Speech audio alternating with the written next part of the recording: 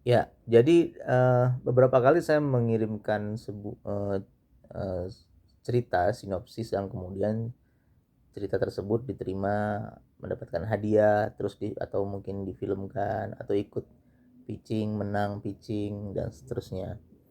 Nah, kemudian orang-orang pada merasa, ya mungkin ada yang mengapresiasi, tapi juga ada yang sirik dan seterusnya.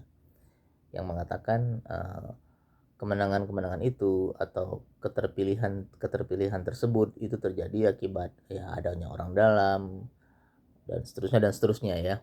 Jadi ada juga ya komentar-komentar negatif. Nah, saya ingin mengatakan bahwa sebenarnya kesuksesan kita ataupun kemenangan-kemenangan yang kita terima itu eh, jarang sekali terjadi karena keberuntungan. Walaupun memang di kondisi kita, di alam budaya kita di Indonesia yang agak kolutif ya, nepotis, itu kadang-kadang memungkinkan terjadinya kondisi seperti itu, tapi tidak dialami oleh semua orang dan saya termasuk yang tidak demikian.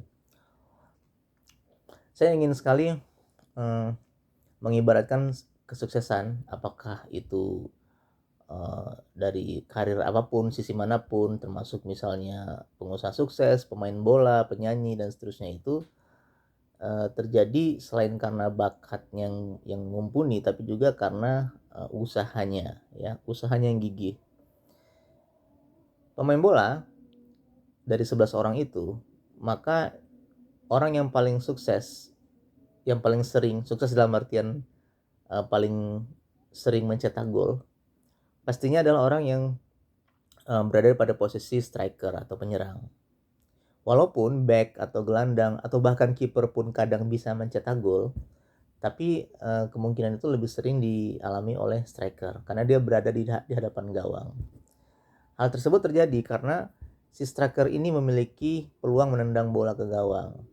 Peluang tersebut bisa jadi akan gagal, bola meleset ke kiri, ke kanan, ke atas atau ditangkap oleh kiper, tapi juga bisa jadi akan menjebol gawang si lawan itu.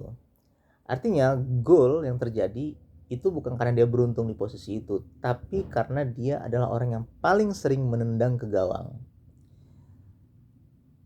Saat dia menendang ke gawang bisa jadi dia meleset, tapi bisa jadi juga akan gol.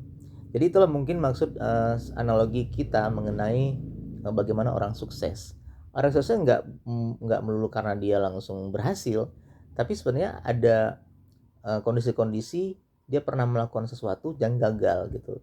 Jadi kegagalan-kegagalan itu nggak mungkin juga akan diceritakan pada orang-orang. Termasuk mungkin saya sendiri, kalau misalnya ada beberapa kemenangan atau keterpilihan saya, karya saya gitu ya, itu bukan karena melulu melulu berhasil gitu, tapi ada juga diiringi oleh banyak kegagalan-kegagalan dan itu nggak saya ceritakan ke orang.